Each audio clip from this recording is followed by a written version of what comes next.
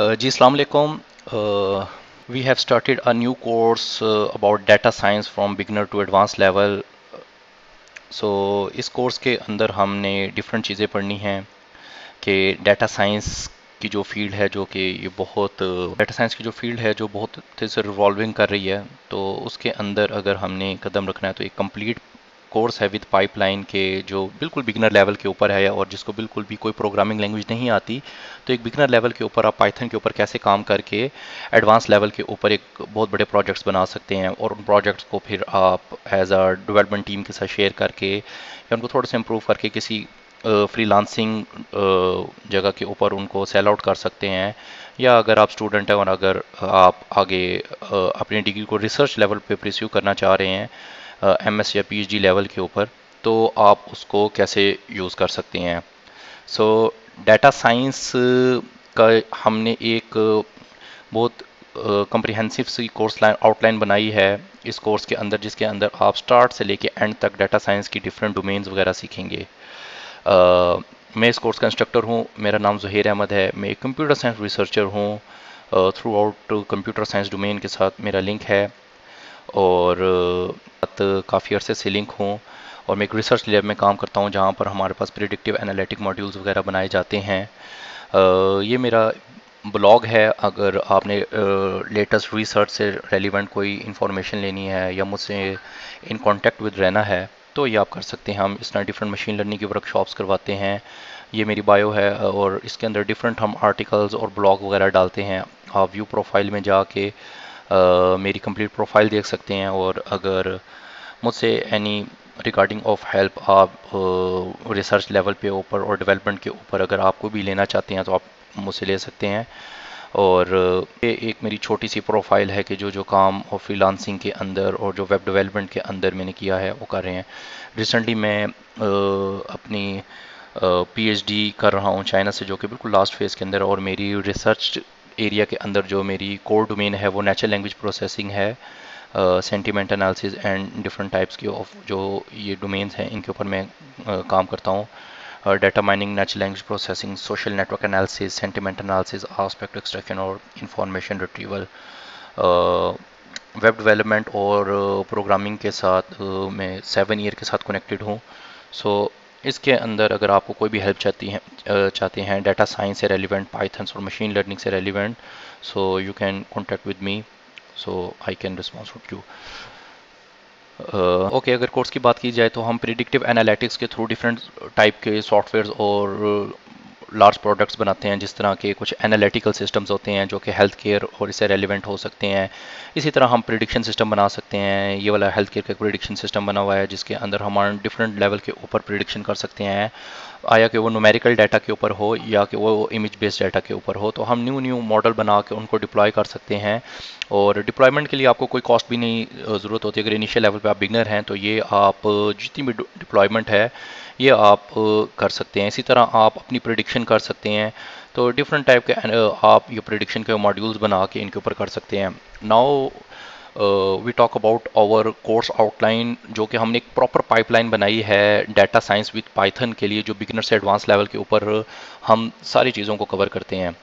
सो ये जितना भी आपको मटेरियल दे रहे हैं ये ऑनलाइन पड़ा होगा, आप इसको यूज़ कर सकते हैं, सीख सकते हैं, ताकि ये कि इसके अंदर जो भी चीज़ें आपको परेशानी हो, तो ये एक प्रॉपर हम पाइपलाइन बना रहे हैं जो कि बिल्कुल स्टार्ट बिगिनर से लेकर एडवांस लेवल के ऊपर है।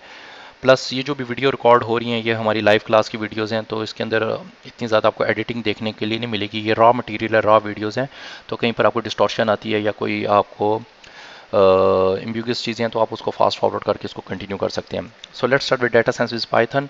सो स्टार्टिंग में पाइथन हम शुरू करते हैं इंस्टॉलेशन और इन्वायरमेंट से। डिफरेंट टाइप के इंस्टॉल और इन्वायरमेंट आप कर सकते हैं। आजकल जिस तरह एआई का दौर है तो हमारे पास प्री डिफाइन इन्वायरमेंट्स मिल जाते हैं जिसको आप जस्ट इंस्टॉल करते हैं तो सारी चीज़ें ऑटोमेटिकली इंस्टॉल हो जाती हैं, जिसमें हमें वो चीज़ें सीखने का मौका ही नहीं मिलता जो एक्चुअल में हमें प्रोडक्शन के अंदर यूज़ होती हैं। फॉर एग्जांपल, अगर आपने पाइथन एनाकोंडा का नाम सुना होगा। अब जो पाइथन एनाकोंडा है वो एक पैकेज मैनेजर है, पूरे पाइथन का, जिसको आप यूज़ कर सकते हैं डाटा साइंस के लिए। तो होता ये है कि इसके अंदर 1000 of most fundamental data science के पैकेजेस होते हैं जो ऑटोमेटिकली इंस्टॉल होते हैं। पाइथन ऑटोमेटिकली इंस्टॉल हुई होती है, वो इसके अंदर आ जाती है और हम इसको यूज़ कर सकते हैं। तो हम सबसे पहले अपने इन्वायरमेंट को देखेंगे, फिर हम कस्टम डायरेक्टरी और ज़रा कमांड प्रॉम्प्ट ट्रेडिशनल पाइथन की यूजेज को देखेंगे। देन हम मूव करते हैं आईडीई पर, जो इंटीग्रेटेड डेवलपमेंट इन्वायरमेंट्स होते हैं जिसके अंदर हम पाइथन के बड़े प्रोजेक्ट और वेब एप्लीकेशंस बनाते हैं। पाइथन इंटरप्रेटर का देखेंगे। आजकल जो लोग एमएस पीएचडी करना चाहते हैं वो नोटबुक्स का बहुत रिवाज है, तो नोटबुक्स क्यों यूज़ होती हैं और नोटबुक से क्या फ़ायदा हो सकता है उसको देखते हैं। देन फिर हम पाइथन के पैकेज मैनेजर, फिर कोड की इंटीग्रेशन, वर्चुअल एनवायरनमेंट कैसे बनाते हैं, और जो हमारी नोटबुक है डिफरेंट टाइप की जिसमें जुपिटर, कोलैब और कैगल है, तो इसके मुतालिक हम इनिशियल क्लासेस में ये देखते हैं। देन फिर हम स्टार्ट करते हैं बेसिक पाइथन के ऊपर। तो बेसिक पाइथन के ऊपर हमारे पास किसी भी नोटबुक के थ्रू हम मार्कडाउन्स देखेंगे। बेसिक पाइथन में वेरिएबल्स क्या है, सिंटैक्स क्या है, ब्रैकेट्स और इंडेंट्स क्या होती हैं पाइथन के अंदर, स्टेटमेंट्स क्या होती हैं, loops, function, list, dictionary, tuple और हमारे आईओस के ऑपरेशन, देन एक्सेप्शन हैंडलिंग, और थोड़ा सा एक स्टेप एडवांस जाएंगे जिसके अंदर हमारे पास क्लासेस और ऑब्जेक्ट होते हैं जिसको हम ऑब्जेक्ट ओरिएंटेड प्रोग्रामिंग कहते हैं। ये वो चीज़ें सिर्फ हम कवर कर रहे हैं इस वीडियो के अंदर जो कि बेसिक चीज़ें हैं जो डाटा साइंस के लिए आपको ज़रूरत पड़ेंगी। तो अगर आप एज अ पाइथन डेवलपर बनना चाहते हैं और आपको डाटा साइंस में कोई इंटरेस्ट नहीं है तो आप इससे आगे अपने तौर के ऊपर कुछ बेसिक्स लर्न कर सकते हैं। तो बाद में अगर हमने कोई पाइथन का कोर्स निकाला जो प्योर पाइथन डेवलपमेंट का है, बिगिनर फॉर एडवांस, तो उसके अंदर हम बाकी चीज़ें करेंगे। तो इस क्लास का स्ट्रक्चर इस तरह बनाया है कि हम हर क्लास के बाद कुछ एक्सरसाइजेज देंगे और एक्सरसाइजेज के अंदर इसी पाइथन का अंदर हमारे पास होगा। दूसरी चीज़, डाटा साइंस के अंदर जो अगर आप वैसे भी डाटा साइंस लिखें तो डाटा साइंस का जो मेजर काम होता है वो किसी बिजनेस प्रॉब्लम को हल करना होता है यूजिंग मशीन लर्निंग या उसका डाटा एनालिसिस करके, जिस तरह डाटा माइनिंग या आपने हिडन पैटर्न ढूंढ के ऊपर उसकी कोई बिजनेस प्रॉब्लम को सॉल्व करना होता है। तो डाटा साइंस के लिए ज़रूरी ये है कि आपका टेक्निकल स्किल के साथ साथ सॉफ्ट स्किल्स के ऊपर भी हो। तो इसके अंदर हम थोड़ी सी आपको सॉफ्ट स्किल्स के मुतालिक भी बताएंगे कि आप किस तरह किसी चीज़ का बिजनेस नॉलेज को इम्प्रूव कर सकते हैं। तो लिंक्डइन के ऊपर आपने किसने ब्रांड बिल्डिंग कर सकते हैं। तो फर्स्ट टास्क के अंदर फिर हम जिस तरह हमने यहाँ पर लिखा आपकी लिंक्डइन की प्रोफाइल बनवाएंगे, डाटा साइंटिस्ट लोडिंग बैनर और कुछ टैग्स बताएंगे कि किस तरह डिजिटल मार्केटिंग में टैग्स करके आप open to work as a data science इस कम्युनिटी के अंदर आ सकते हैं। अगेन इसके बाद हम नेक्स्ट आ जाएंगे डाटा एनालिसिस और डाटा विजुअलाइजेशन के ऊपर। नमपाई एक लाइब्रेरी है, ये उसमें हम पढ़ेंगे जो हमारे पास नमपाई लाइब्रेरी है हमारे पास न्यूमेरिकल कैलकुलेशंस के लिए यूज़ होती है। देन हम पांडास पे जाएंगे जो हमारा डाटा एनालिसिस के लिए यूज़ होता है। तो जितना भी डाटा का एनालिसिस करना है या ईडीए के ऑपरेशंस होते हैं हमारे पास, जो डीप डाटा एनालिसिस होता है, डाटा की क्लीनिंग करना, डाटा को प्री प्रोसेस करना, डाटा को समझना, डाटा की थोड़ी सी अंडरस्टैंडिंग लेना, तो वो हम देखेंगे। उसके बाद हम विजुअलाइजेशन पे चाहेंगे। विजुअलाइजेशन की भी मल्टीपल लाइब्रेरीज हैं, मैटप्लॉट और सीबॉन्स वेल नॉन लाइब्रेरीज हैं जो पाइथन के अंदर यूज़ होती हैं। तो इसके अंदर हम कोई एक चीज़ पे सीखेंगे, प्लस हम थोड़ी सी आपको सॉफ्ट स्किल्स के मुतालिक बताएंगे कि डाटा साइंस के इन्फ्लुएंसर्स के साथ आपको कनेक्ट होना है। जिस तरह कि यहाँ पर दो हमने इन्फ्लुएंसर्स बताए हैं, ये टॉप के इन्फ्लुएंसर हैं ऑल ओवर दी वर्ल्ड जो डाटा साइंस से रेलिवेंट पोस्ट डालते हैं। इनके साथ कनेक्ट होना, इनकी पोस्ट पे इंगेजमेंट बनाना, इनकी पोस्ट से न्यू आइडियाज़ निकालना, तो इस चीज़ पे हम देखेंगे। तो ये इंक्रीज इंगेजमेंट के ऊपर हम थोड़ा सा देखते हैं। फिर हम थोड़ी सी आपके कनेक्शन बिल्डिंग के ऊपर काम करेंगे, देन ब्रेनस्टॉर्मिंग अपॉर्चुनिटी के लिए, और आपकी एक ऑनलाइन प्रेजेंस बना देंगे लिंक्डइन के ऊपर, जैसे कि आप एक एज अ लोगों को पता चले आप डाटा साइंस सीख रहे हैं और इससे रेलिवेंट आप काम कर रहे हैं। इसी तरह हम बिजनेस फंडामेंटल और सॉफ्ट स्किल्स पे थोड़ा सा बताएंगे कि बिजनेस के कॉन्सेप्ट किस तरह यूज़ हो सकते हैं। कुछ यूट्यूब्स के ऊपर हमारे पास ऐसी केस स्टडीज़ पड़ी हुई हैं कि किस तरह एक बिज़नेस ने दूसरे बिज़नेस को कम्पीट किया, या जिस तरह आप अगर फेसबुक या यूट्यूब यूज़ करते हैं तो आप शार्क टैंक वगैरह देखते हैं जो इंडिया के अंदर बहुत पॉपुलर है। तो शार्क टैंक के अंदर आपको पता है बिज़नेस आइडियाज़ आते हैं, और बिज़नेस आइडियाज़ के अंदर वो जो नया बिज़नेस लेके आते हैं तो उस आइडिया की को कैसे इम्प्लीमेंट किया है, तो उसके मुतालिक थोड़ा सा हम देखेंगे। देन हम एक डिस्कॉर्ड जो क्वेश्चन आंसरिंग कम्युनिटी है उसके ऊपर जाएंगे और आपको कुछ सर्वर्स हम बताएंगे जिनको आप ज्वाइन करके इनको ऊपर यूज़ कर सकते हैं। देन फिर हम नेक्स्ट वीक में आ जाते हैं अपने स्टैटिस्टिक्स और मैथ फॉर डाटा साइंस के अंदर। इसके अंदर क्योंकि डाटा साइंस एक मैथ और स्टैट से की एक निकली हुई डोमेन, तो इसका थोड़ा सा हम एक इन्फॉर्मेशन लेंगे कि प्रोबेबिलिटी, मीन, मीडियन, मॉड किस तरह चलता है। और हम थोड़ा सा सिर्फ देखेंगे कि हमारा डाटा एनालिसिस जो पाइथन के लिए यूज़ होना है, जैसे लीनियर रिग्रेशन है, डाटा को ये देखना विजुअलाइज करके कि आया ये लीनियर है कि नहीं, क्योंकि ये समझना इसलिए ज़रूरी है। अगर आप डाटा विजुअलाइज करके यही नहीं समझ पा रहे कि डाटा लीनियर है, ये डाटा की प्लॉटिंग किस तरह है, तो हमें यही नहीं पता चल सकता कि उसके ऊपर कौन सा प्रिडिक्शन मॉडल लगता है। तो इसके ऊपर हम थोड़ा सा काम करेंगे। इसके बाद जब हमारे पास ये सारा आएगा तो हम एक लार्ज 3 डाटा सेट के ऊपर ईडीए परफॉर्म करेंगे, जिसके अंदर हम हमारे पास जितना भी डाटा एक्सप्लेन हुआ उसका डाटा एनालिसिस को हम परफॉर्म करेंगे। देन उसके बाद हम आ जाते हैं अपने मशीन लर्निंग के ऊपर। मशीन लर्निंग के अंदर हम प्रॉपर ये थोड़ा बड़ा वीक होगा जिसमें मशीन लर्निंग सीखेंगे, मशीन लर्निंग क्यों ज़रूरी है, और स्टैट के अंदर से जो निकले हुए मॉडल हैं वो मशीन लर्निंग पाइथन में क्यों ज़रूरी है। SPSS बहुत वेल नोन सॉफ्टवेयर है जो स्टैटिस्टिक्स वाले यूज़ करते हैं, तो SPSS वाले मशीन लर्निंग पे क्यों मूव करें और क्या फ़ायदे हैं जो हमें SPSS नहीं देता, मशीन लर्निंग देता है। देन हम फीचर इंजीनियरिंग वगैरह देखेंगे। हमारे जो टॉप की 3 कैटेगरीज हैं, रिग्रेशन, क्लासिफिकेशन और क्लस्टरिंग, इसके ऊपर जाएंगे। देन थोड़ी सी हम प्रोजेक्ट मैनेजमेंट की स्किल सीखेंगे। जब हमारे पास मशीन लर्निंग का चीज़ें कंप्लीट हो जाएंगी तो हम मशीन लर्निंग की डिप्लॉयमेंट के ऊपर आएंगे। एक हम एंड टू एंड प्रोजेक्ट बनाएंगे कंप्लीट मशीन लर्निंग का, रिग्रेशन बेस्ड होगा, क्लासिफिकेशन बेस्ड होगा या क्लस्टरिंग बेस्ड होगा। तो उसको अब जाहिर बात है वेब पे दिखाना है हमने किसी एक प्रोजेक्ट को। एक प्रोजेक्ट बहुत अच्छा रिजल्ट दे रहा है तो जो नॉन टेक्निकल है उसने उसको यूज़ करना है वेब एप्लीकेशन के ऊपर, तो हमें थोड़ा सा पाइथन की वेब एप्लीकेशन के मतलब भी आपको सिखाया जाएगा, फ्लास्क या जेंगो को देख के सिखाया जाएगा। उसके बाद हम अपने प्रोजेक्ट को कवर करेंगे जिसके अंदर डाटा क्लीनिंग है, फीचर इंजीनियरिंग है, मॉडल बिल्डिंग और हाइपर पैरामीटर ट्यूनिंग है। फ्लास्क का सर्वर बनाएंगे बैकएंड का ऊपर और उसको डिप्लॉय करेंगे AWS पे, AWS अमेजॉन वेब सर्वर से, यानी कि क्लाउड पे डिप्लॉय करेंगे। इनिशियली हम उसको लोकली मशीन को एज अ क्लाउड बना के लोगों को IP के थ्रू उसको एक्सेस करेंगे और देन फिर हम उसको लेके जाएंगे बाहर। देन इसी तरह हम अपनी मशीन लर्निंग से थोड़ा एक स्टेप आगे जाएंगे, इमेज की तरफ जाएंगे। जो भी हमारे पास मशीन लर्निंग में न्यूमेरिकल डाटा है उसको हम इमेज वाली साइड पे लेके जाएंगे। इमेज क्लासिफिकेशन से ये सारी चीज़ें हम इसको पूरी करेंगे और फिर हम APIs के थ्रू इन चीज़ों को काम करेंगे। देन नेक्स्ट इसके बाद हमारे पास थोड़ा DB से रेलिवेंट है, क्योंकि जो भी डाटा साइंस के अंदर हमारे पास प्रिडिक्शन मॉडल हैं वो रियल टाइम डाटा दे रहे होते हैं, तो उन डाटा को हम RDBS जो रिलेशनल डाटाबेस मैनेजमेंट सिस्टम है उसके अंदर हम सेव करेंगे। तो हमें इसके अंदर कोई बहुत ज़्यादा नहीं डाटाबेस लर्न करना कि इंडेक्सेस क्या हैं, ट्रिगर्स क्या हैं, कर्सर्स क्या होते हैं। तो हमारे पास मेजर क्यूरीज किस तरह बनती हैं, सब क्यूरीज किस तरह होती हैं, और डाटा को हम सिंपल एक RDBS में कैसे स्टोर कराते हैं। देन नेक्स्ट वीक के अंदर हम पावर BI और टैबलो की तरफ जाएंगे और इसका भी हम अपडेट करेंगे कि पावर BI और टैबलोस के अंदर से कौन सी एक चीज़ सिखानी है और उसको हमने कैसे लेके चलना है। देन भी हम मूव करेंगे डीप लर्निंग के ऊपर। डीप लर्निंग में भी हम end to end disease classification का बनाएंगे जो ज़्यादातर इमेज प्रोसेसिंग के ऊपर होगा, और इसको थोड़ा सा हम चेंज करने के लिए जो क्लाउड है वो चेंज करेंगे। हम अज्योर के ऊपर जा सकते हैं या GCP जो गूगल क्लाउड प्लेटफॉर्म है उसके ऊपर जा सकते हैं, और फिर हम इस पूरे प्रोजेक्ट की एक वीडियो बना के उसको लिंक्डइन के ऊपर पोस्ट करेंगे ताकि आपको जॉब्स के लिए लोगों की वहाँ पर रिक्वेस्ट आए कि अगर आप उनके पास इस तरह का कोई प्रोजेक्ट है, किसी रिसर्च लैब में आप जाना चाहते हैं तो आप उसमें काम कर सकते हैं। मोर ओवर आपकी थोड़ी सी ब्रांड बिल्डिंग पे काम किया जाएगा कि आपने इंटरव्यूज़ के लिए किस तरह पेश होना है। एट लास्ट इन लास्ट हमारे पास इफेक्टिव लर्निंग के लिए कुछ आपको चीज़ें बताई जाएंगी, जिस तरह कि यहाँ पर आपको इस चीज़ पे आपको थोड़ा फोकस कराया जाएगा कि spend less time to consume information, more time in digesting. तो इम्प्लीमेंटेशन पे आपको ज़्यादा फोकस किया जाएगा। देन हमारे पास कुछ एडवांस टॉपिक आएंगे जिसमें ML ऑप्स है, क्लाउड ML प्लेटफॉर्म्स है, नेचुरल लैंग्वेज प्रोसेसिंग है NLP जिस तरह ChatGPT या जनरेटिव मॉडल्स हैं, और कंप्यूटर विजन जो स्पेशली इमेज प्रोसेसिंग के हैं जिसमें OpenCV, PyTorch और TensorFlow के थ्रू हम काम किया जाएगा।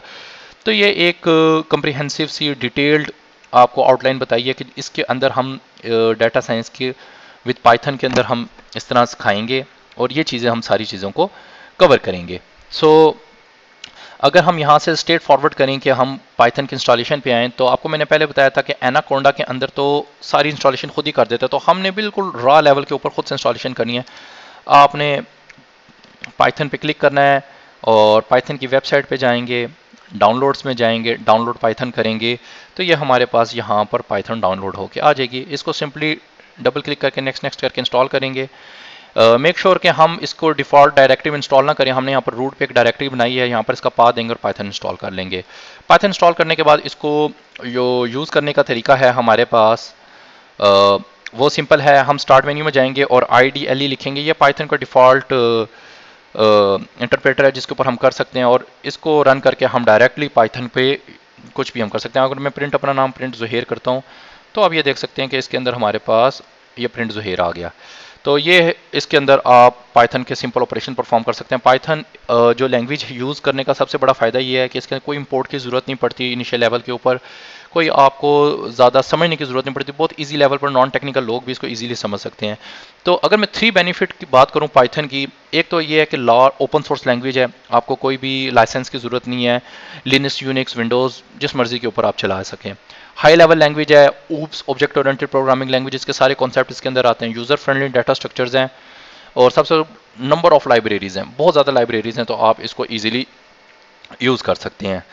तो ये हम पाइथन के अंदर अगर सिंपल हम वेरिएबल से बात करें तो वेरिएबल्स एक तरह का रैम के अंदर एक हमारी तरह की लिस्ट होती है जिसके अंदर हमारे पास ये वेरिएबल सेव होते हैं। तो ये वेरिएबल के अंदर अगर हमने कुछ भी सेव करना है, a is equal to B, और sorry a is equal to 14, तो ये a के अंदर वेरिएबल चलेगा। और मैं अगर यहाँ पर प्रिंट a करता हूँ तो ये मुझे यहाँ पर प्रिंट हो जाएगा। प्रिंट a के लिए ब्रैकेट्स लगानी है और ये मेरे पास 14 प्रिंट हो गया। और इसको हम डायरेक्टली प्रिंट भी कर सकते हैं, इस तरफ a लिखेंगे तब भी आ जाएगा, और अगर प्रिंट साथ लिखना तो आपको ब्रैकेट लगानी ही है। इसी तरह हम वेरिएबल्स के को डायरेक्ट एडिशन, मल्टीप्लिकेशन, सब्ट्रैक्शन सब कुछ कर सकते हैं। तो अगर मैं a इज़ इक्वल टू 45 लिखता हूँ, c is equal to a plus b लिखता हूँ और प्रिंट c लिखता हूँ, तो ये मेरे पास डायरेक्टली वो सारे वेरिएबल्स आ जाते हैं कि जो मतलब कोई भी सिंपल सी हम एडिशन इसके अंदर परफॉर्म कर सकते हैं।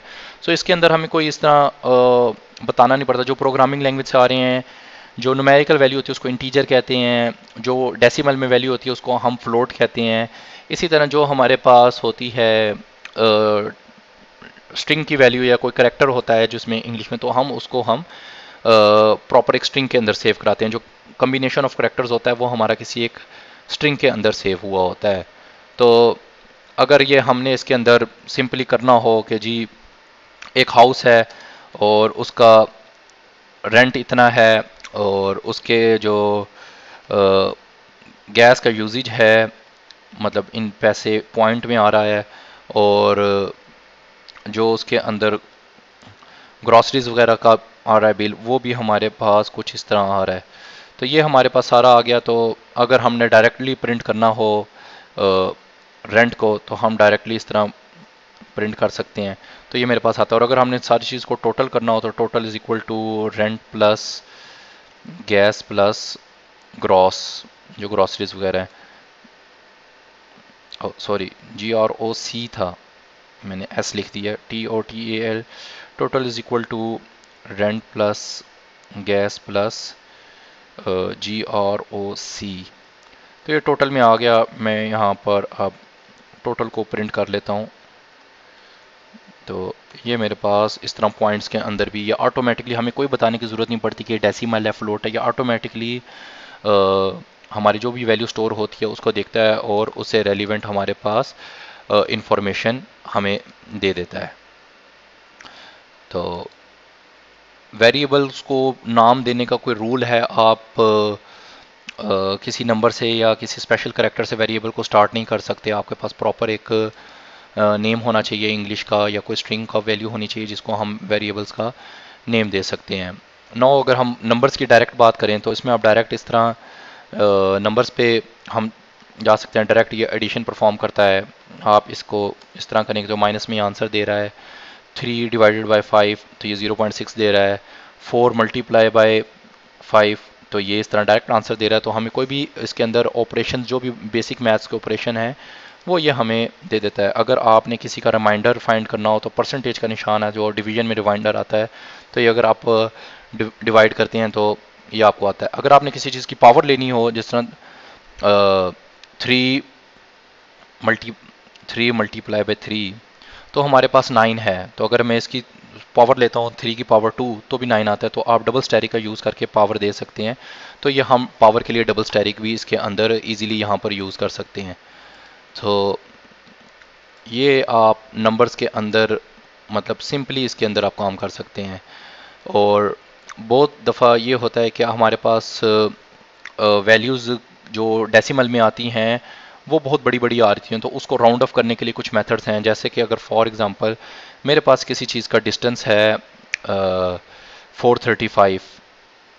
435 और इसके बाद इसकी MPH इनके जो स्पीड के अंदर एक यूनिट है वो 65 आ रही है। तो अगर मैंने टाइम कैलकुलेट करना हो तो ये तो सिंपल एक मैथ का फार्मूला है कि आपका डिस्टेंस डिवाइडेड बाय MPH करेंगे तो ये मेरे पास टाइम आ गया। अब अगर मैं टाइम को डायरेक्टली प्रिंट करता हूँ तो देखें ये बहुत बड़ा 6.6999 आ रहा है। तो इसको हम राउंड कर सकते हैं। तो राउंड के लिए ROUND राउंड का एक मेथड यूज़ होता है, प्लस जिस वेरिएबल को राउंड करना है कोमा देख हमने बताने कि कितने डेसिमल पॉइंट तक आप उसको राउंड करना चाहते हैं, तो ये उसको इजीली यहाँ पर इसको राउंड कर देगा। सो ये हमारे पास सिंपली जो है नंबर्स का आ जाता है पाइथन के अंदर। तो इसके बाद अगर हम आगे चलें तो हमारे पास स्ट्रिंग्स आ जाती हैं। तो स्ट्रिंग में हमारे पास एक टेक्स्ट है जिसके अंदर डाटा साइंस पड़ा हुआ है। तो अगर मैं इस टेक्स्ट को प्रिंट करता हूँ तो डाटा साइंस प्रिंट हो जाता है। स्ट्रिंग हमारे पास एक अरे या एक लिस्ट की तरह सेव होती है। तो लिस्ट के अंदर हम टेक्स्ट के अंदर हम इस तरह सिंपली भी ज़ीरो कर सकते हैं। तो अब ये मुझे अगर 0 इंडेक्स पे बता रहा है D पड़ा है, फिर मैं कहता हूँ जी ओके 1 इंडेक्स पे क्या पड़ा है, 1 इंडेक्स पे ये पड़ा है। इंडेक्स से मुराद यानी कि इसकी जगह है 0 1 2 3 4 5 6। तो ये इस तरह हमारे पास पड़ा है। तो इस काम को अगर हमने डायरेक्ट पूरे पूरे को प्रिंट करना तो उसको स्लाइसिंग कहते हैं, जिसके अंदर हम टेक्स्ट 0 से लेके अगर हम देखें तो डाटा 0 1 2 3 तो 4 तक हम करेंगे तो ये मेरे पास डाटा आएगा। अब देखा जाए तो ये हमारे पास 0 1 2 और 3 है, तो ये 3 तक ही है, तो हमने 4 लिखा है। तो पाइथन के अंदर स्लाइसिंग के अंदर हम एक +1 होता है क्योंकि वो एक -1 तक का इंडेक्स हमें रिटर्न करती है। तो जब भी आपने स्लाइसिंग करनी है तो एक आपने आगे का इंडेक्स लिखना है। अगर मैं इसको 3 तक लिखूंगा तो ये उस चीज़ को नहीं प्रिंट करेगा। अगर मैं इसको 0 से लेकर 3 तक लिखता हूँ तो ये एक चीज़ खा लेगा क्योंकि ये 0 1 2 3 तक गया और 3 -1 2 इंडेक्स तक इसने प्रिंट किया 0 1 2। एक्चुअल में हमने 3 लिखा है तो 3 को वो काउंट नहीं करता, तो लास्ट वाले चीज़ को वो काउंट नहीं करता, तो उससे पहले पहले वो आपकी इस चीज़ को काउंट करेगा। तो ये हमारे पास स्ट्रिंग की इस चीज़ को हम स्लैशिंग कहते हैं। अगर आपने स्ट्रिंग प्रिंट करनी है मतलब इसमें आपने इनिशियल और आखिर पॉइंट देना होता है, जैसे 0 से स्टार्ट करो और आखिर तक प्रिंट करो। अगर आप चाहते हैं भाई मैं इसके अंदर अगर सिंपल लिख देता हूँ कि 4 से आगे वाला सारा प्रिंट कर दो, तो देखें साइंस पूरा प्रिंट कर रहा है विद 1 स्पेस। तो मैंने इनिशियल स्टेज बता दी और आगे कॉलन डाल के खाली छोड़ दे तो ऑटोमेटिकली सारा प्रिंट कर देगा। इसी तरह ये रिवर्स में भी काम करता है कि मैं इसके अंदर अगर कर दूं कि स्टार्ट में कुछ ना डालूं और मैं यहाँ 4 लिख दूं तो ये तब डाटा भी पूरा प्रिंट कर देगा कि स्टार्ट जिस मर्जी इंडेक्स से स्टार्ट हो रहा है सारा उठा लो लेकिन 4 तक लेके जाना है। तो ये आप इसके अंदर हम डाटा साइंस के अंदर ये स्ट्रिंग के अंदर हम ये यूज़ कर सकते हैं। प्लस स्ट्रिंग हमारे पास दो तरह से बन सकती है, जिस तरह टेक्स्ट इज इक्वल टू है, हम सिंगल कॉलन में भी डाटा लिख सकते हैं, और एक टेक्स्ट टू है जो हम इसमें भी लिख सकते हैं। तो ये दोनों हमारे पास जो हैं चीज़ें चलती हैं स्ट्रिंग के अंदर। तो ये यूज़ तब होती हैं जब हमने किसी स्ट्रिंग के अंदर ही ऐसा कोई इन्वर्टेड कोमा या सिंगल कॉलन डालना हो। फॉर एग्जाम्पल कि अगर मैंने लेट्स एक वर्ड है वो मैंने टेक्स्ट में सेव कराना है, तो ये single colon starting of the string है, इसको मैंने बंद करना लाजमी है। अगर इसमें मैं लेट्स लिख दूंगा तो ये देखें ये मेरी जो दूसरी वाली है ये इतना बंद हो गया और ये आखिरी से बाहर आ गया, तो ये इस पर मुझे एरर देगा। तो इसको हमने करने के लिए हम यूज़ करेंगे डबल इन्वर्टेड कोमा और इसके अंदर LET सिंगल S लिख देंगे, तो ये मेरा काम चल जाएगा। अगर आपने कभी कभार इन्वर्टेड कोमा दूसरा अंदर लाना है तो आप इसके रिवर्स वगैरह भी यूज़ कर सकते हैं। स्ट्रिंग हमारे पास जो भी इससे जिस तरह प्रीवियस अभी मैं आपको बताया था कि हम नंबर्स को यूज़ कर सकते हैं, तो नंबर्स थ्रू नंबर तो उसके अंदर हम ऑर्थोमेटिक ऑपरेशन परफॉर्म कर सकते हैं, लेकिन नंबर्स के साथ आप जो स्ट्रिंग है इसको नहीं कर सकते, तो इसके लिए हमें कन्वर्जन यूज़ करनी पड़ती है। फॉर एग्जांपल कि अगर मेरे पास यहाँ पर एक इस तरह हो कि जी मेरे पास एक एस पड़ा हुआ है कि टोटल नंबर, और एक मेरे पास नंबर में 25 पड़ा हुआ है 25।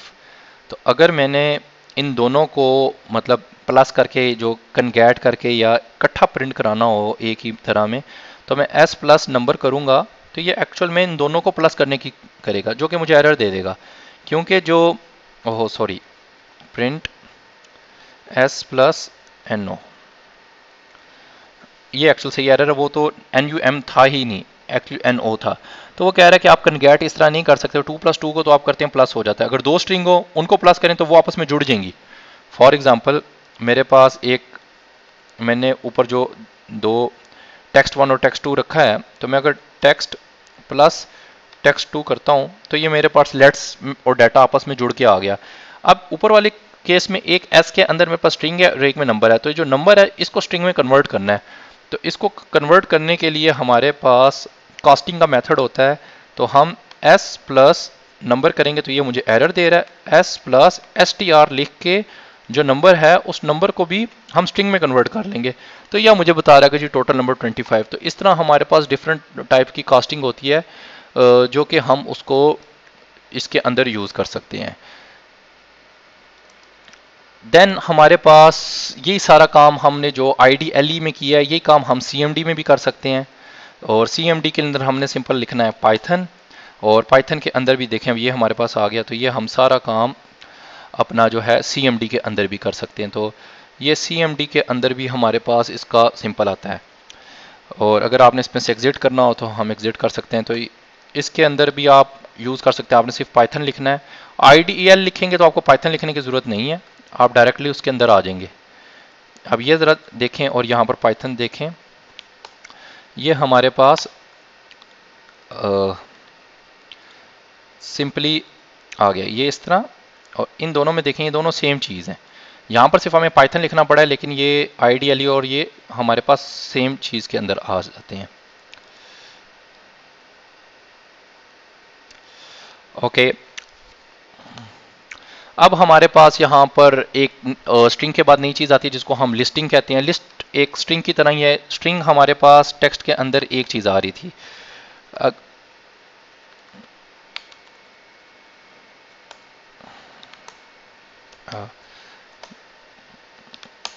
ओके अब ये हम आ गए हैं। अब मैं यहाँ पर टेक्स्ट में रखता हूँ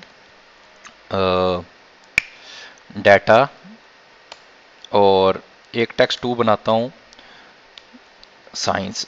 अब इस तरह अगर मेरे पास मल्टीपल 500 या 10,000 या बहुत ज़्यादा स्ट्रिंग्स को सेव करवाना हो तो इस तरह मल्टीपल वेरिएबल्स बनाने पड़ते हैं, जिससे हमारे पास जो स्पेस है वो सारी बातें ज़ाया होती है। तो इसके लिए हमारे पास लिस्टिंग का कॉन्सेप्ट है कि मल्टीपल वैल्यूज़ को हम एक ही लिस्ट में रख देते हैं। तो मैं एक इधर LST के नाम की लिस्ट बनाता हूँ और लिस्ट के अंदर मैं मल्टीपल वैल्यूज़ रख देता हूँ। जिस तरह मेरे पास यहाँ पर ब्रेड है, पास्ता है, हमने इन्वर्टेड कोमा में रखना है क्योंकि ये हमारे पास स्ट्रिंग की लिस्ट है। अगर इंटीजर की होगी तो वो डायरेक्टली आ सकता है।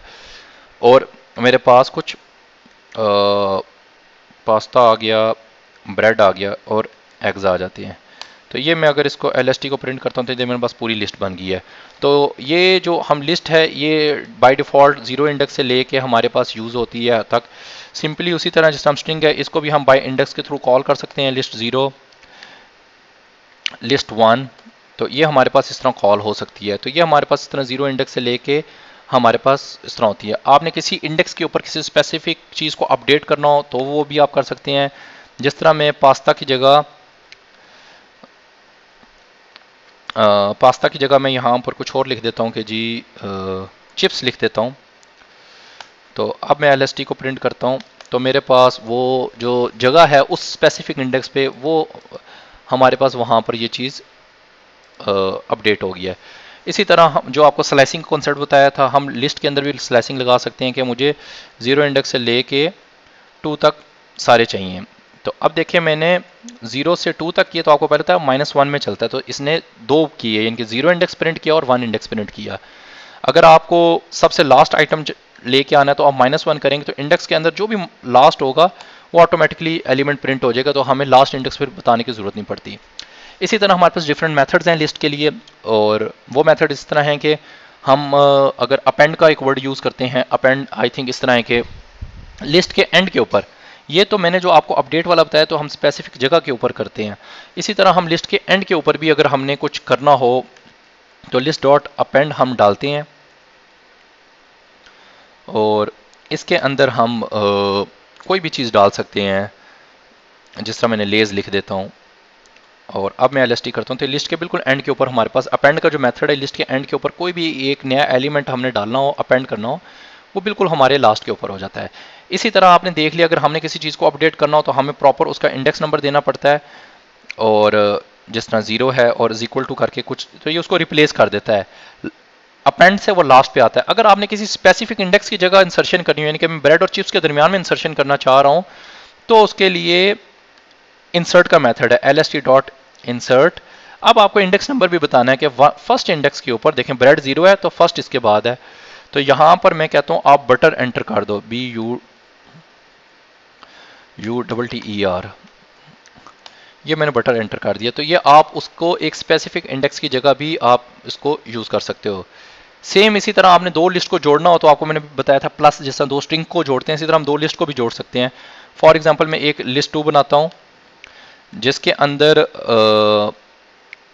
मेरे पास बाइक है और कार्स हैं, तो ये मेरे पास दो लिस्ट होगी। अगर LST करता हूँ, ये मेरे पास फर्स्ट लिस्ट आ गई, LST2 सेकंड लिस्ट आ गई। मैंने दोनों लिस्टों को जोड़ना है तो LST प्लस LST2 कर दूंगा, तो ये दोनों लिस्टें मेरे पास आपस में जुड़कर आ जाएंगी। तो इसको हम कंकैटिनेशन भी कहते हैं या ज्वाइन टू लिस्ट कहते हैं। तो हम ये लिस्ट को इस तरह जोड़ भी सकते हैं। और ये लिस्ट के इस तरह डिफरेंट मेथड हैं। अगर आपने लेंथ जाननी हो कि लिस्ट में टोटल कितने एलिमेंट हैं, तो LEN लिख के हम सिंपली यहाँ पर LST बताते हैं। तो ये मुझे बता रहा है कि पहली वाली लिस्ट के अंदर 5 एलिमेंट्स हैं और 5 एलिमेंट है लेकिन इंडेक्स 4 है क्योंकि 0 से चलाएगा। इसी तरह दूसरी लिस्ट के अंदर मेरे पास लेंथ लिखना था LEN LST2, तो ये मुझे बता रहा है इसके अंदर 2 एलिमेंट हैं। तो नंबर ऑफ एलिमेंट्स ये हमें बताता है गिन के कि इस लिस्ट के अंदर हमारे पास किस तरह हैं। इसी तरह हम कुछ ऑपरेटर यूज़ कर सकते हैं लिस्ट के अंदर। जैसे अगर मैंने लिस्ट में सर्चिंग करनी हो, मैं देखना चाहता हूँ कि जी LST1 मैंने प्रिंट की, इसके अंदर एग्स है कि नहीं है, तो मैं यूँ लिखूँगा EGGS एग्स इन LST, तो ये जो ट्रू रिटर्न कर रहा है। इसी तरह मैं लिखता हूँ बाइक इन LST, जो कि लिस्ट 2 में पड़ा हुआ है लेकिन इसमें नहीं है, तो ये मुझे बता रहा है फॉल्स है। लेकिन मैं अगर लिस्ट 2 करता हूँ तो मुझे ट्रू रिटर्न कर देगा।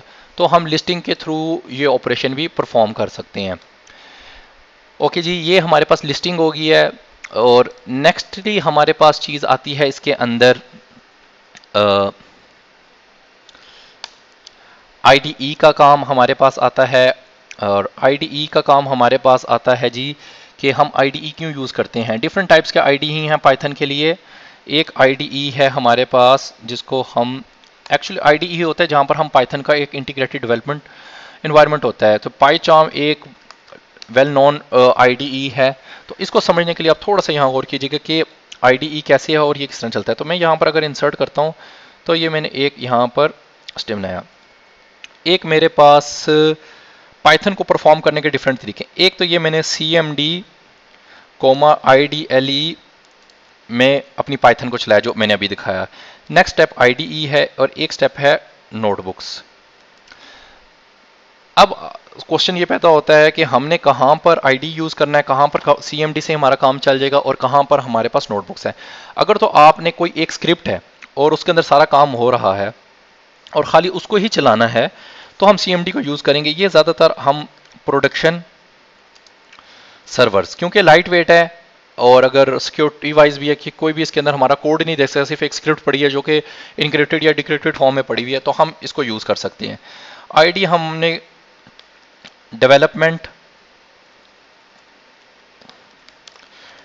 करनी है या कोई वेब ऐप बनानी है जिसके अंदर बहुत बड़ी एप्लीकेशन है, जिसके अंदर हमारे पास इंसर्ट डिलीट अपडेट हो रहा है और बहुत बड़ी, जिस तरह फेसबुक का रेप्लिका बना रहे हैं वो बना रहे हैं। नोटबुक हमारे पास रिसर्च पर्पज़ के लिए। अगर तो आपका मोटिव है कि आप पाइथन के ऊपर कोई MS कोमा PhD की डिग्री कर रहे हैं कंप्यूटर साइंस के अंदर, और आप अपने मॉडल की एक्यूरेसी इंप्रूव करना चाह रहे हैं, तो आप नोटबुक्स का सहारा लेंगे। तो ये डिफरेंट तरीके हैं। तो नोटबुक्स हमारे पास डिफरेंट टाइप्स की हैं, और जिस तरह हमारे पास कोलैब है, ये गूगल हमें प्रोवाइड करता है, जिसको हम गूगल कोलैब भी कहते हैं। गूगल कोलैब एक क्लाउड बेस है, इसके अंदर आप अपने मोबाइल से भी इसको यूज़ कर सकते हैं। तो इसके अंदर ना तो आपको रिसोर्सेज चाहिए, ना रैम चाहिए। ये क्लाउड के ऊपर ही आपका कोई सिस्टम असाइन करेगा, उसकी रैम वगैरह सब कुछ करेगा। लेकिन इसका डिसएडवांटेज ये है, जब आप इसको क्लोज करेंगे तो इसमें जितने भी इंस्टॉल्ड पैकेजेस हैं वो ऑटोमेटिकली सारे ख़त्म हो जाएंगे। इसके मुतबादिल जो जुपिटर है वो भी एक वेब बेस्ड नोटबुक है, लेकिन वो आपके लोकल मशीन की चीज़ें यूज़ कर रही होती है। तो हम इस सेशन में जुपिटर नोटबुक को यूज़ करेंगे। तो अगर रिसर्च पर्पज़ का काम है तो हम इसके अंदर सारे यूज़ करेंगे, तीनों चीज़ें यूज़ करेंगे। IDE हमारे पास आ जाता है यहाँ पर पाइचार्म। देन हमारे पास एक जो चीज़ आती है VS कोड। तो VS code multi programming languages के लिए, इसके अंदर आप हर प्रोग्रामिंग लैंग्वेज को कॉन्फ़िगर कर सकते हैं, और ये ओपन सोर्स है। ओपन सोर्स तो नहीं है, बहरहाल मतलब फ्री है कम्युनिटी वर्जन के लिए। तो आप सिंपली जाके यहाँ पर अगर VS कोड लिखते हैं तो सिर्फली आपने सिंपल इसको डाउनलोड करना है। तो ये आप सिंपली इसके अंदर कोई अकाउंट नहीं है, कुछ नहीं, सिर्फ यहाँ पर स्टेबल वर्जन डाउनलोड करेंगे तो ऑटोमेटिकली डाउनलोड आ जाएगा। और अगर आपने जुपिटर डाउनलोड करनी है तो जुपिटर डाउनलोड करने के लिए हमें पाइथन के पैकेज मैनेजर का सहारा लेना पड़ेगा। What is package manager? Package manager एक पाइथन का पैकेज मैनेजर है जो कि पिप के कीवर्ड से आता है। आप पिप करके इंस्टॉल करेंगे और आगे कोई भी कमांड देंगे तो इंस्टॉल हो जाएगा। जिस तरह मैं यहाँ पर चेक करता हूँ पिप शो पांडास, तो मुझे बताता है ये मेरे पास पैकेज नहीं है। तो आपने यहाँ पर सिंपल आना है, पिप इंस्टॉल नोटबुक पे क्लिक करना है और यहाँ पर इस तरह पेस्ट करके एंटर कर दें। मेरे पास ऑलरेडी इंस्टॉल्ड है, मैं नहीं कर रहा, तो आप इसको इंस्टॉल, मैं इसको चला देता हूँ। ये मेरे पास ऑलरेडी इंस्टॉल्ड है, तो ये ऑटोमेटिकली मुझे बता रहा है कि सारी चीज़ें इसकी ऑलरेडी इंस्टॉल्ड हैं। तो ये बहुत जल्दी हो गया, आप में थोड़ा सा ये टाइम लगाएगा। फिर इसको ओपन करना है आपने। सिंपली आप CMD में जाएंगे और ये लिखेंगे जुपिटर नोटबुक, यह हमारी नोटबुक ऑटोमेटिकली यहाँ पर ओपन हो जाएगी। तो ये हम नोटबुक के अंदर भी ये काम कर सकते हैं, प्लस ये काम हम अपना IDE में भी कर सकते हैं। तो जो भी हम अपना टास्क है हम शुरू में IDE में भी करेंगे और इसमें भी करेंगे। IDE हमारे पास इस कोड में इस तरह आ जाएगा। IDE में हमारे पास फाइल बन जाती है। सिंपली हमारे पास ये सजेशन वाला ऑप्शन आ जाता है, जिस तरह ये प्रिंट है, बस क्लिक किया और इसके अंदर हम कुछ भी डाल सकते हैं। और यहाँ से हम सिंपली ये ऑप्शन है रन करने का, इसको हम सिंपली यहाँ से रन कर सकते हैं। तो इसको सेव करेंगे, नाउ रन करेंगे, तो ये सिंपली यहाँ से रन हो रहा है। नोटबुक को चलाने के लिए हमें किसी एक डायरेक्टरी का बताना पड़ता है। फॉर एग्जांपल कि अगर मैंने यहाँ पर एक D ड्राइव में एक डायरेक्टरी बना ली है या बनी हुई होगी, जिस तरह ये DS कोर्स है, ऐप है, और इसके अंदर अगर मैंने काम करना है तो मैं पहले इसके ऊपर जाकर डायरेक्ट CMD लिखूंगा तो मैं इस डायरेक्टरी में आ जाऊँगा, और यहाँ से जाके मैं डायरेक्ट जुपिटर नोटबुक करूँगा तो अब मेरी जो जुपिटर नोटबुक होगी वो इस डायरेक्टरी से होगी। तो ये डायरेक्टरी वाली मेरे पास चीज़ें आ जाएंगी, जैसे ये test.py आ रही है। एक चीज़ याद रखनी है, जो सिंपल पाइथन की फ्लैट फाइल है वो py की एक्सटेंशन के साथ आती है, सिंपल पाइथन, जिसको आप नोटपैड में भी खोल सकते हैं। जुपिटर की जब नई नोटबुक बनानी है तो आपने यहाँ से न्यू पे क्लिक करना है, नोटबुक पे जाना है। तो ये देखें, ये आपके पास, इसको मैं सेलेक्ट करता हूँ तो ये IBNP के नाम से आ रही है। ये जो फाइल होती है ये एक जुपिटर की नोटबुक की एक्सटेंशन है, जो कि हमारे पास स्पेशली नोटबुक के लिए यूज़ होती है, और ये एक हमारे पास वेब बेस्ड सेशन के लिए होती है जो जेसन के अंदर होती है। अगर इसको आप खोलना चाहेंगे, जैसे मैं इसको अगर एडिट टू नोटपैड करूं तो ये देखें, ये इस तरह सेल्स बने होते हैं, मेटा डाटा होता है, फॉर्मेट कौन सा था, तो ये काम इस तरह हम कर सकते हैं। आगे लेक्चर्स में जाके इसको हम डिटेल में पढ़ेंगे, नोटबुक को कैसे यूटिलाइज़ करना है और हमने VS कोड को कैसे यूटिलाइज़ करना है। तो कुछ क्लासेस में हम VS कोड को यूज़ करेंगे, IDE को, देन फिर हम मूव करेंगे अपने नोटबुक्स के ऊपर। तो ये सारी चीज़ें हम पढ़ेंगे। तो ये तो एक छोटा सा इंट्रोडक्शन था विथ बेसिक पाइथन, और नेक्स्टली हमारी वीकली क्लास होगी, और हर वीकली क्लास का एक लेक्चर हम इस तरह अपलोड कर दिया करेंगे ताकि जिसको कोई समझ ना आए, कुछ ना आए। हर वीकली क्लास के एंड पे कुछ असाइनमेंट्स होंगी जो कि आप इसके एंड के ऊपर जाके उसको परफॉर्म करके अपनी प्रैक्टिस को इम्प्रूव कर सकेंगे। ठीक है जी, आज के सेशन के लिए इतना ही। थैंक यू, अल्लाह हाफिज़।